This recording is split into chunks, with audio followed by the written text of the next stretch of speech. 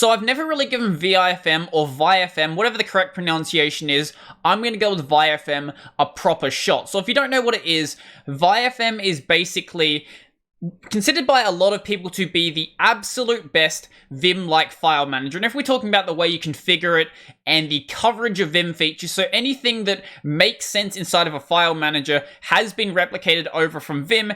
In that regard, yes, it is the best Vim-like file manager. Whether it's the best file manager that is Vim-like, though, is another question entirely. When it comes to the general movement around the application, this works exactly as you'd expect. So K will go up, J will go down, L on a folder will go into the folder, H on a folder will go out of the folder. If we go and press L on a file, that will actually go and open up the file. And if we go and press enter on these double dots at the top here, we can also go and leave a folder through that method. And that works, sort of how you'd expect it to. If we go and press capital H, that will go high, capital M will go middle, and capital L will go low. Now, for some reason, these don't seem to go all the way down to the bottom and the top. I don't really know what the deal is here. This should be going all the way up to this file right here. If someone knows if I've just done something weird here, I tried it by zooming out as well. It seems to have the exact same problem. So high, middle, low. Low seems to be working just fine right now. So something's going on with those keys, but everything else seems to work exactly as you'd sort of expect it to. So we can do capital G, and that will go to the bottom, and GG will go to the top. If you have line numbers enabled, you can very easily jump to a specific line. So let's say we want to jump to this SSH folder right here. So let's jump to 17. Works just fine. Let's go and jump to another number. Let's jump to 1. Works just fine. We can also press / and do a search. So let's search for something like zsh-env. And as we can see, that file has now been highlighted. And if we go and press enter, that will then go and select the file. And one cool thing I don't typically use is saving the state of the application. So let's say we go into the scripts folder, let's go into the ulcer folder here, and then let's actually save this. So saving works the exact same way you'd save inside of regular Vim. You can do :WQ to write and quit. And if we go reopen up Vifm, as we're going to see, we're still located inside of this directory. Always nice to see in a terminal file manager is being able to easily change the permissions of a file. So if I go and press C, that will then bring up a list of the other keys I can press alongside C. In this case, we're going to press P to do permissions. And from here, we can do things like change the execution status. Let's make this not executable by anyone. And then if we quit out of this by pressing L, as you can see, that is no longer executable. So we can bring that back to being executable. And as we'll see, now it's back to normal. And then random other operations like, say, G capital U have made it over here as well. Now, for some reason in this, we have to do G capital U, but it's the exact same operation, and that makes a bit of text capitalized. Now, you're probably not going to use that one too often, but GU will make the text fully lowercase. Now, I'm not going to go over every single key binding in the application. If you do want to see those, though, the help page is available, and you get to that in the same way you'd expect from Vim by just running the help command, or I believe you can also tab complete this as well and then find a specific section of the document. We're going to just look at the entire document, and feel free to read through this if you want to see everything the application can do. And moving on from that, we have an absolute killer feature, and that is undo and redo. Now, that doesn't sound that important, but most terminal file managers don't have that. So let's say we delete this file right here. Now, if we go and undo the same way we undo in Vim, so just pressing U, that will bring the file back, and we can redo the operation by doing Control-R. As you can see, this is super useful to have, and honestly, it makes me want to switch over to this file manager. Obviously, we also have a visual mode to do selections and things like that, but typically, I don't really think the visual mode is that useful inside of a file manager. However, we also have the ability to use things like counts and ranges with our commands. So let's say we want to run the select command. So select is the other way you go and select a specific file. So let's say we want to do something like, say, 5 select. So that will mean it will select file number 5. And if we go up to that file now, as we can see, that file has been selected. And we can go and select another file. So let's say select 10, and that file is now selected. Okay, so that's useful, but what if we want to go and select, say, a range of files? Well, we can do that as well. We can say 10, 16, and then select, And as we can see, that has selected all of those files now. Or if we want to go and select every file in the folder, we can do the %sign and do the same command again. As you can see, it has now gone and selected everything. Or perhaps we want to go and select from our current position to the end of the document. Now, we can do that with dot, comma, and then $, select, and bam, works exactly as we'd expect. Now, we can't do the other direction, so we can't do dot, comma, and then caret symbol to do to the start of the document. That actually would be really nice to see. I'm not really sure why it's not there. And we can also make use of globbing and regexes as well. Now, I'm going to be making use of this inside of file filters, but they can be used in various other parts of the application as well. So let's say we want to filter out all of the PNG files. So if we just run the filter command and then inside of curly braces we do star.png, that will then match on every single PNG file. So as we can see, we no longer have any PNGs in here. But you may also want to match on, say, every single file that has an extension. So if we do in the curly braces again, star.star, and then close the curly braces. So in this case, that is every single file in this folder. Or back in the home directory, let's say we want to go and hide all of our hidden files. So if I do filter and then match on any single dot file, so dot star, and then close the curly braces, now we no longer see any of the dot files or dot folders.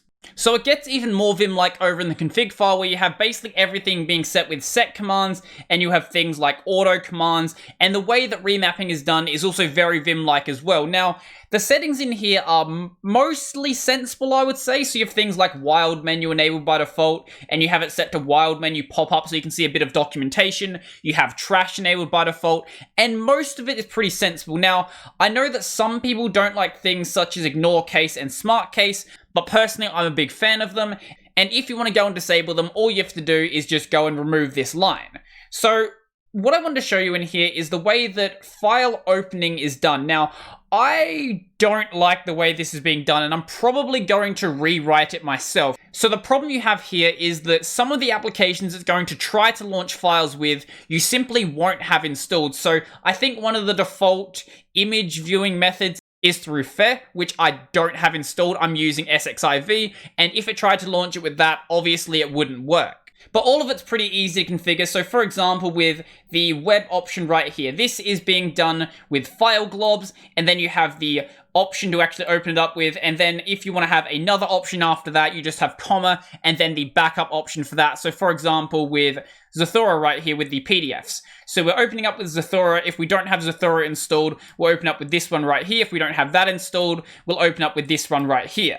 And in the default configuration, you'll also see a bunch of file viewer commands as well. So things like this one right here, which I genuinely don't like, and I will delete whenever I see them, because I prefer to do my file viewing in a much, much simpler way. So I have got a script that I've got from LF, so this script right here, my preview script, and basically I'm just matching on everything and then handling the file previews myself, because I don't want to have to manually write them out like this. I'm going to go and rely on this script just because it's already set up. But if you don't have a script like that, then you will have to go and set the way you want to preview every single file.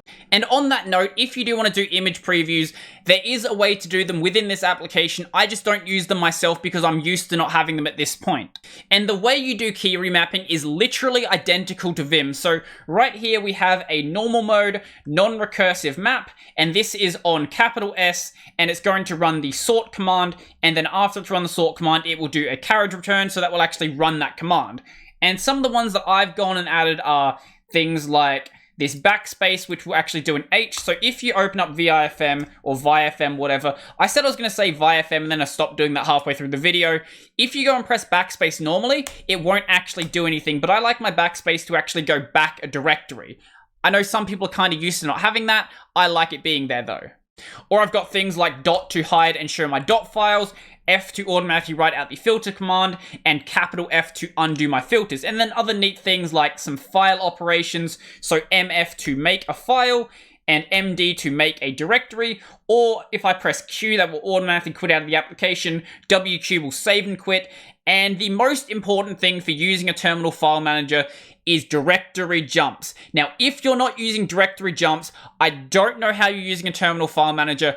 I would have given up already. So a directory jump is basically a command to automatically jump somewhere in your file system. So for example, I can press GVA to jump to my anime folder. So that would be a G to do go, VA, videos, anime. Or I can do GC to jump to my configs, or I can do GTR to jump to my trash, or I can do things like GH to go back home. Now, I know there's a built-in way to do this inside of Vifm, and most terminal file managers have a built-in way to do this, but if you give me access to CD, I am going to use CD because that is a really portable option. Now, this is sort of just my first impressions of Vifm. I've only really been using it for a couple of days, but I actually really like it. Now, I know I've been switching back and forth between the way I pronounce it. I do that all of the time anyway, so if someone knows the correct pronunciation, let me know down below, and I still won't say it because I'm going to forget. I'm just going to jump back and forth because it doesn't matter. Anyway, I really like this application. I really like the undo feature. That is something I really wish I had in LF, and some of the other stuff, like just the general movement around the application, being able to jump to a number line is really nice. And having all of these extra commands in here in the command mode, which you can tab complete and actually see documentation for, all of that is really, really useful. So, I don't know. I'm going to keep this around for a little bit longer and see if I like it. I might end up switching back to LF because LF is a little bit more performant. I didn't show you this before, actually. I'll show you it now. So because of what I'm doing with previews, if I go and scroll through this really quickly, as you can see, it slows down for some reason. I'm not actually holding the key right now, and it keeps going.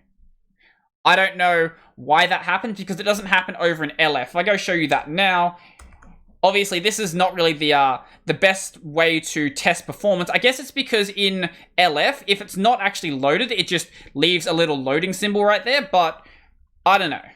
So I think that's pretty much everything for me, but before I go, I would like to thank my supporters. So a special thank you to Joachim, Corbinian, Andre, Craig, Nathan, Montezar, Joseph, Peter D. Rode, Tony, Brennan, Donald, John, Marek, Mikkel, Nate Dog, Nephite, Tees, and Zilva. If you want to go and support my work, there'll be some links down below to my Patreon, Subscribestar, LibrePay, all of that sort of stuff.